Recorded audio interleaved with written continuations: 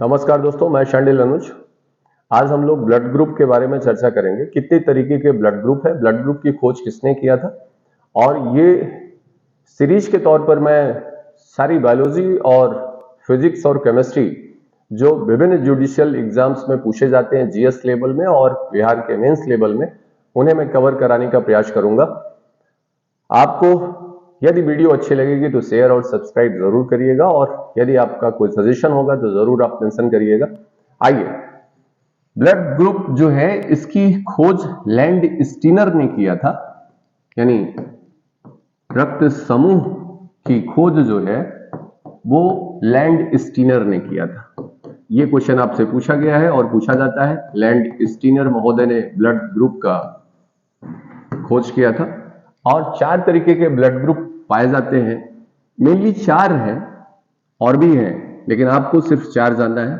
A, B, A B और ओ, ये 4 blood group है। ब्लड ग्रुप में जनरली 2 चीजें बहुत ही महत्वपूर्ण होती हैं जो हमको आपको जानना होता है। एक शब्द आता है एंटीबॉडी का, और दूसरा होता है एंटीजन का। एंटीजन, ये बात मैं आपसे क्लियर कर दूं कि ए बी ऐसा ब्लड ग्रुप है जिसमें कोई एंटीबॉडी नहीं पाई जाती है, कोई भी एंटीबॉडी नहीं होती है, और ओ में कोई भी एंटीजन नहीं होता है। ये बात याद रखिएगा, कई बार क्वेश्चन पूछा गया है कि ए बी ब्लड ग्रुप में रक्त समूह में क्या नहीं पाया जाता है, तो एंटीबॉडी नहीं पाई जाती, जबकि ओ ब्लड ग्रुप में एंटीजन नहीं होता है। ये 2 बातें बहुत ही महत्वपूर्ण है जो प्रीलिम्स में अक्सर पूछी जाती हैं आपसे। अगेन मैं बता दूं, ओ को यूनिवर्सल डोनर कहा जाता है। ये सभी को दिया जा सकता है, यूनिवर्सल डोनर। ये सार्वत्रिक दाता होता है, और ए बी जो होता है वो यूनिवर्सल एक्सेप्टर होता है, यानी सभी से ये ब्लड ग्रुप ले सकता है। यानी ए बी किसी भी ब्लड ग्रुप को एक्सेप्ट कर सकता है, जबकि ओ किसी भी ब्लड ग्रुप वाले व्यक्ति को दिया जा सकता है। ये बात आपके जहन में आनी चाहिए। एंटीजन जनरली जो होते हैं ये आपके आरबीसी में पाए जाते हैं, जबकि एंटीबॉडी जो होती हैं ये ब्लड प्लाज्मा में पाए जाते हैं, ब्लड प्लाज्मा। और मैंने आपसे पिछली वाली वीडियो में ये बताया था कि हमारा जो ब्लड है वो 2 संगठनों से मिलकर के बना होता है। पहला जो है वो ब्लड प्लाज्मा है, और दूसरा जो है वो ब्लड सेल्स है। और ब्लड सेल्स में 3 मैंने आपको बताए थे। आरबीसी बताया था, डब्ल्यूबीसी यानी लाल रुधिर कणिकाएं, श्वेत रुधिर कणिकाएं डब्ल्यूबीसी व्हाइट ब्लड सेल्स, और प्लेटलेट्स। तो मैं आपसे कह रहा हूं कि एंटीबॉडी जो पाई जाती हैं वो ब्लड प्लाज्मा में पाई जाती हैं, जबकि एंटीजन जो है वो आरबीसी रेड ब्लड कैप्सूल्स में पाई जाती है। एंटीजन के रिस्पॉन्स में ये एंटीजन जो है, इस एंटीजन के रिस्पॉन्स में एंटीबॉडी बनती हैं आपके शरीर में। एंटीबॉडी का जो फॉर्मेशन होता है वो एंटीजन के रिस्पॉन्स में होता है। यानी एंटीजन यदि आपके शरीर में गया है तो उसी के लिए एंटीबॉडी उसे नष्ट करने के लिए, उसे समाप्त करने के लिए ये तैयार होती हैं। इसी तरीके से आप वैक्सीनेशन देखते हैं, तो वैक्सीनेशन में वायरस को डेड करके आपकी बॉडी में डाल दिया जाता है, और ये जो वायरस गया है ये एंटीजन के तौर पर है, और उसका विरोध करने के लिए एंटीबॉडीज का फॉर्मेशन हमारे ब्लड में होता है। और कोरोना काल में आपने ये देखा होगा कि प्लाज्मा की ही डिमांड हो रही थी। प्लाज्मा में क्या पाया जा रहा है? एंटीबॉडी पाई जा रही हैं, और उस वायरस को प्रतिरोध करने के लिए, जो उसकी प्रतिरोधकता है ये बढ़ाने के लिए ही प्लाज्मा को ट्रांसफ्यूज किया जा रहा था। एंटीजन जो है ये प्रोटीन हो सकती हैं, या लिपिड हो सकते हैं, या कार्बोहाइड्रेट हो सकते हैं। कार्बोहाइड्रेट्स हो सकते हैं, यानी इनका जो संगठन होता है किससे बनी होती है, तो ये प्रोटीन भी हो सकता है, लिपिड भी हो सकता है, कार्बोहाइड्रेट हो सकता है, जबकि antibiotic is always a protein, ये प्रोटीन होती है। तो मैंने प्रीलिम्स के 5-7 क्वेश्चन जो आपको बताए, सामान्य तौर पे कितने तरीके के ब्लड ग्रुप हैं आपके पास, 4 तरीके के ब्लड ग्रुप है।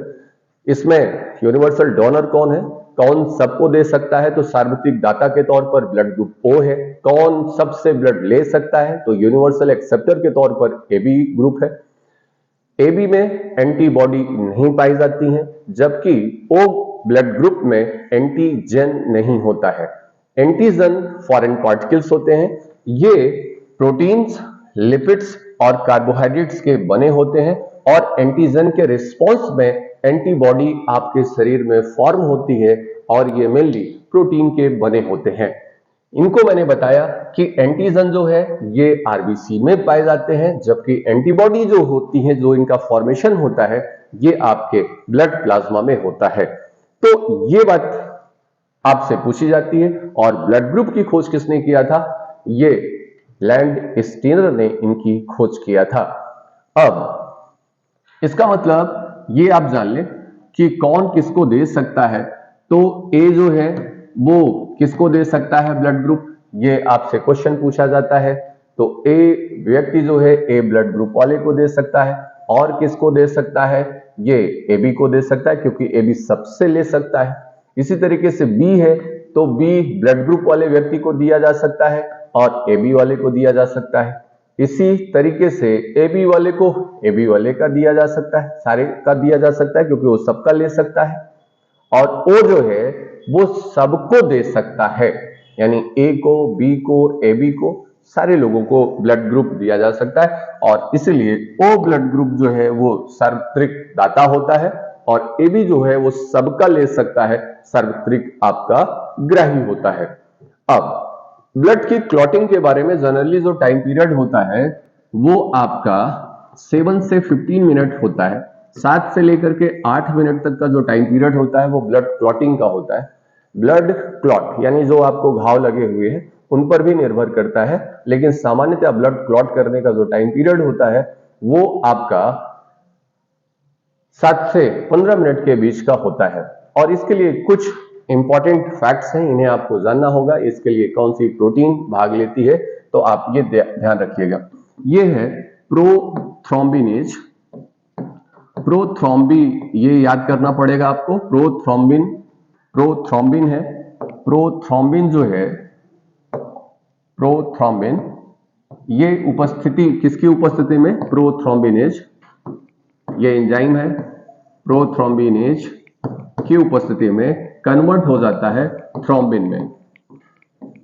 अब ये आपसे क्वेश्चन पूछा जाता है कि प्रोथ्रोम्बिन किसकी उपस्थिति में, प्रोथ्रोम्बिनेज, और ये क्या है आपका एंजाइम। तो इस एंजाइम की उपस्थिति में ये कन्वर्ट हो जाता है थ्रोम्बिन में। और जो ब्लड में पाई जाती है फाइब्रिनोजन, फाइब्रिनोजेन प्रोटीन है ये। फाइब्रिनोजन प्रोटीन किसकी उपस्थिति में, थ्रोम्बिन की उपस्थिति में। थ्रोम्बिन की उपस्थिति में ये फाइब्रिन में कन्वर्ट हो जाती है, फाइब्रिन में कन्वर्ट हो जाती है। अब जरा देखिए, ये प्रोथ्रोम्बिनेज की उपस्थिति में थ्रोम्बिन में कन्वर्ट होती है, और फाइब्रिनोजन प्रोटीन जो है आपके ब्लड की, वो थ्रोम्बिन एसी की उपस्थिति में फाइब्रिन में कन्वर्ट हो जाती है। अब मैं आपको ये बताना चाह रहा हूं कि जो घाव लगा हुआ है वहां पे ये फाइब्रिन्स आकर के धागे की तरह ऐसे लग जाती हैं, जैसे आपने देखा हुआ है स्टिचिंग होती है कपड़ों की, यानी सिलाई होती है, ये इसी स्थान पर आकर के जुड़ने लगती हैं और घाव जो है आपका भर जाता है। ये आपसे पूछा जाता है कि ब्लड क्लॉटिंग के लिए कौन रिस्पॉन्सिबल है, तो ये आप देख लीजिए, प्रोथ्रोम्बिनेज एंजाइम्स है, थ्रोम्बिन एंजाइम्स है, या फाइब्रिनोजेंस जो है, या फाइब्रिन, कोई भी ऑप्शन बना करके देगा तो ब्लड क्लॉटिंग के लिए ये काम करती हैं। और ब्लड क्लॉटिंग में प्लेटलेट्स फैक्टर 3 काम करता है। प्लेटलेट्स के द्वारा ये भरने में आसानी होती है। वीडियो आपको अच्छी लगी होगी तो जरूर शेयर करिएगा, सब्सक्राइब करिएगा, लाइक करिएगा। बहुत ही शॉर्ट वीडियो है, थोड़े समय में स्पीड बढ़ा करके आप देख सकते हैं और ऐसे छोटे छोटे पॉइंट्स मैं आपको लेकर के आता रहूंगा और दिखाता रहूंगा। Thank you.